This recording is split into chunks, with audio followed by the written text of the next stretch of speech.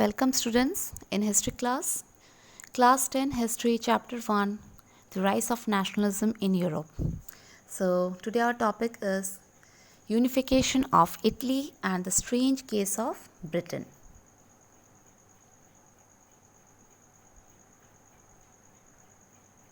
So let's see the unification of Italy, then we'll go for unification of Britain. So first of all, like Germany, Italy too had a long history of political fragmentation. How? Italians were scattered over several dynastic states as well as the multinational Habsburg Empire.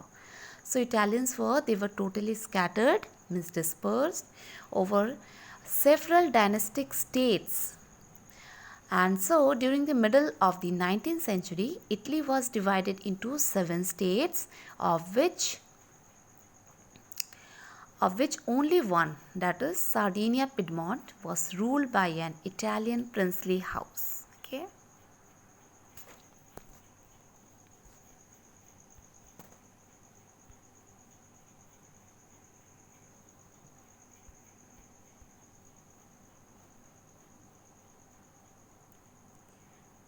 Italy was divided into 7 states, of which only one, that is Sardinia Piedmont. It was ruled by an Italian princely house. The north was under Austrian Habsburg. The central was ruled, okay, first of all, north, it was under Austrian Habsburg, whereas central was ruled by the Pope, whereas southern region was under the domination of the Bourbon kings of Spain. Okay, so it was divided like this. And Sardinia Piedmont, only one, it was ruled by an Italian princely house. North under Austrian Habsburg, central by under the rule of Pope, and the southern region was under the domination of Bourbon king of Spain. Even the Italian language had not acquired one common form and still had many regional and local variation. Okay, different variations were there, differences. Now, during the 1830s, Giuseppe Mazzini, as we know, he was an Italian revolutionary who played a very important role for unification of Italy. He put together a coherent program for a unitary Italian republic. He also formed a secret society called Young Italy for dissemination of his goals, and also two secret societies formed, Young Italy and Young Europe. Yes, but the failure of revolutionary uprising both in 1831 and 1848 meant that the mantle now fell on Sardinia Piedmont under its ruler King Victor Emmanuel II to unify the Italian states. Okay, King Victor Emmanuel II through the war. So King Victor Emmanuel II, he was the king or the ruler of Sardinia Piedmont, and he took the responsibility to unify Italy for economic development and political dominance. And Giuseppe Mazzini, he tried a lot to unify Italy, and but what happened, he did not succeed it, okay, to a large extent. And then King Victor Emmanuel II, he had given this responsibility to his minister Cavour, okay, Chief Minister Cavour. So this King Victor Emmanuel II, he had given the responsibility to his Chief Minister Cavour, okay, to unify Italy. And Cavour, who was Cavour? He was the chief minister. He was not a revolutionary nor a democratic. Okay. He was neither a revolutionary nor a democrat. Okay. Chief Minister Cavour. And he had good relations with France as he spoke French very well. Okay. He can speak French very well. So he had good relationship with France. And he succeeded in defeating the Austrian forces in the year 1859. And so northern part under Austrian Habsburg, this part was under his control now. Okay, here you can see he succeeded in defeating the Austrian forces in 1859.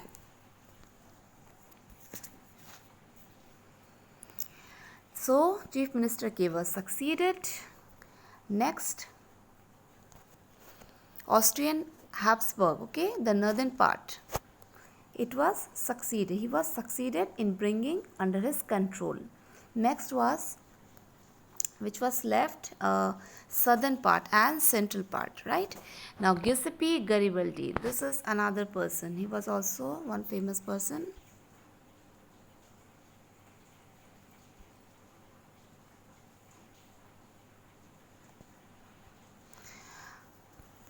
Okay, he joined the fray, and Giuseppe Garibaldi took the support of local peasants and continued war in which southern part was under him. Southern, that was Spanish rulers, were totally driven out. Okay, so you can see 1860 they marched into South Italy and Kingdom of Two Sicilies and succeeded in winning the support of the local peasants to drive out the Spanish rulers. So he took the support of the local peasants, as you know French very well. So to drive out, what was his motive? To drive out the Spanish rulers who were controlling the southern part. Northern part was already occupied by Cavour, whereas Giuseppe Garibaldi, he was trying to bring this southern part under his control. At last, means finally he succeeded. And in 1861, King Victor Emmanuel II, he was proclaimed the King of United Italy, okay, in 1861. He was declared King of whole United Italy. Now what happened to this center part? It's not given. Center part which was under the control of Pope, right? Now the Pope who were ruling, they surrendered their territory to the King Victor Emmanuel II. Now all the regions of the part was under the king's control. King was King Victor Emmanuel II. So he was declared the king of whole United Italy. But as you know, illiteracy was very high that time.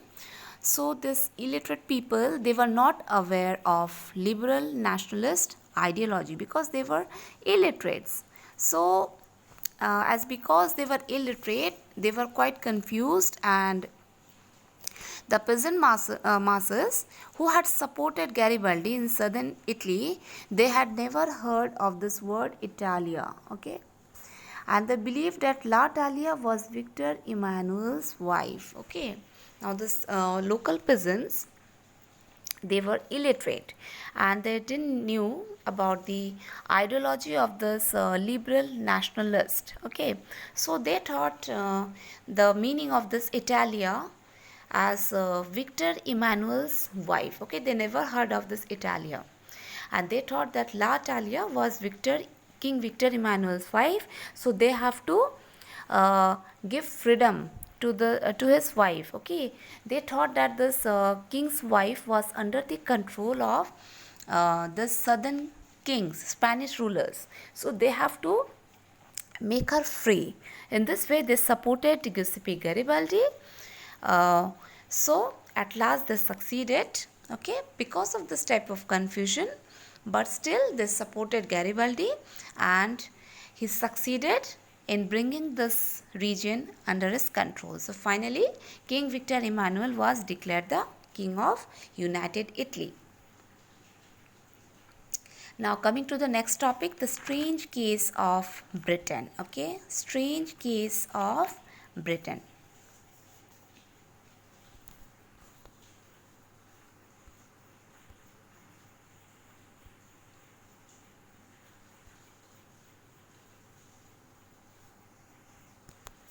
Okay, now the model of the nation or nation state, some scholars have argued, is Great Britain.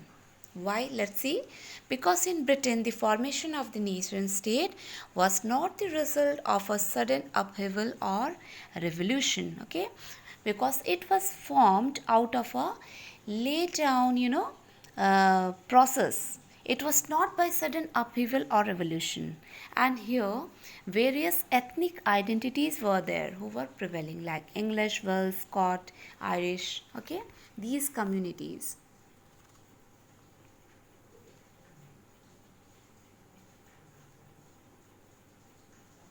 English, Welsh, Scot, or Irish. These were the ethnic groups who were prevailing or existing during that time period. Next, there was no common identity among the people. They have different, different ethnic identities, different language, different culture, different traditions. So total diversity was there that time. But English Parliament, as the English nation, it steadily grew in wealth, importance and power. It was able to extend its influence over the other nation of the island. Okay, English Parliament, it seized power from the monarchy in the year 1688. English Parliament, as it was very powerful, it seized the power from the monarchy in the year 1688 at the end of a protracted conflict, which was the instrument through which a nation state with England at its center came to be forged. Now, next, the Act of Union was signed in the year 1707 between England and Scotland, which resulted in the formation of United Kingdom of Great Britain. So, Act of Union signed in the year 1707 between England and Scotland together, and they formed UK, that means United Kingdom of Great Britain.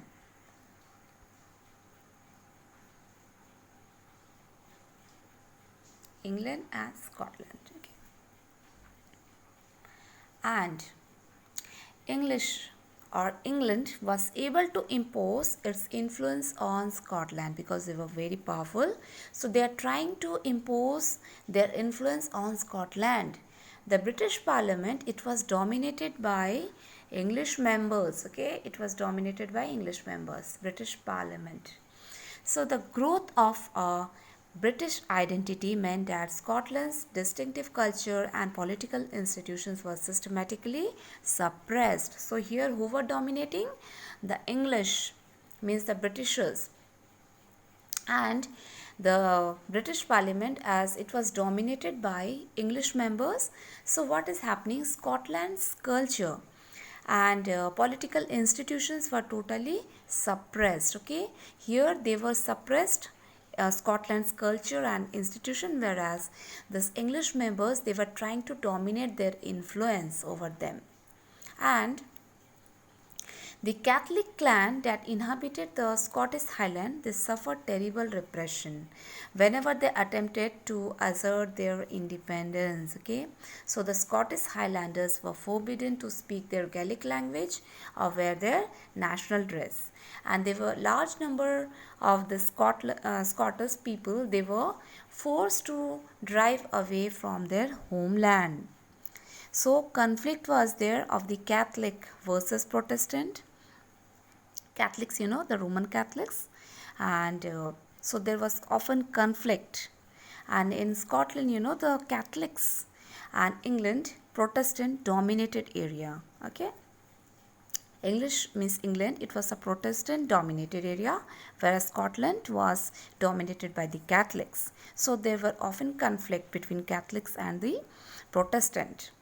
But England was trying, means the English member, they were trying to dominate, they were trying to exert their influence over the Scottish people, and the Scottish people, they were not allowed to speak their Gaelic language and follow their culture, and some of them, means large number of them, were thrown out, or they were forced to leave their country. Next, the case of Ireland. Okay, Ireland suffered a similar fate. So Ireland also suffered this type of fate, we can say, same type of as Scotland faced, same situation this island also faced, means same consequences were there. Let's see what was happening.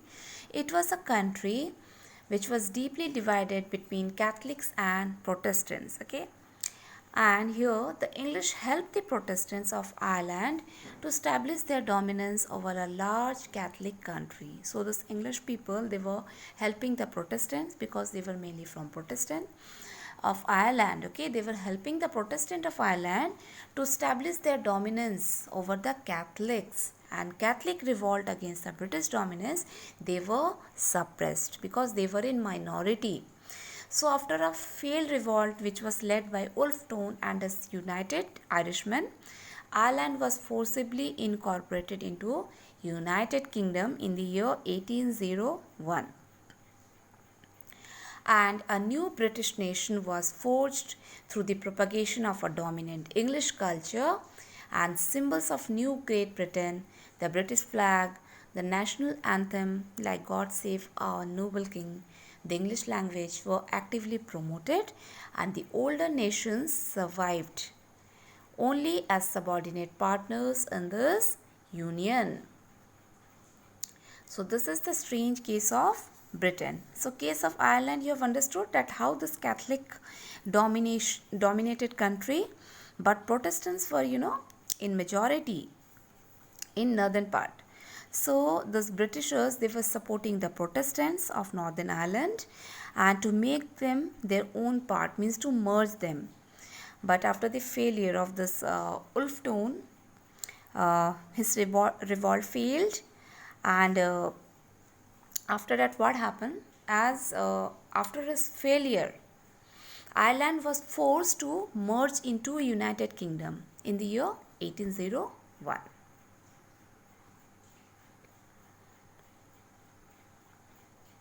And so a new British nation was forged by dominating English culture. And what were the symbols of New Britain? The British flag, national anthem. Okay, these were, and language. English language was also quite promoted that time.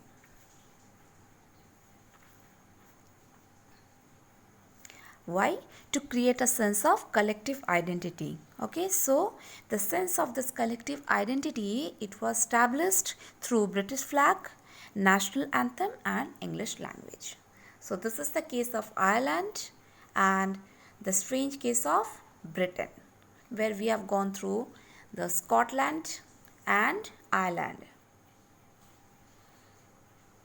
I hope this topic is clear. Unification of Italy, Germany we have discussed before, and the unification of Britain. So this is all for this video, children.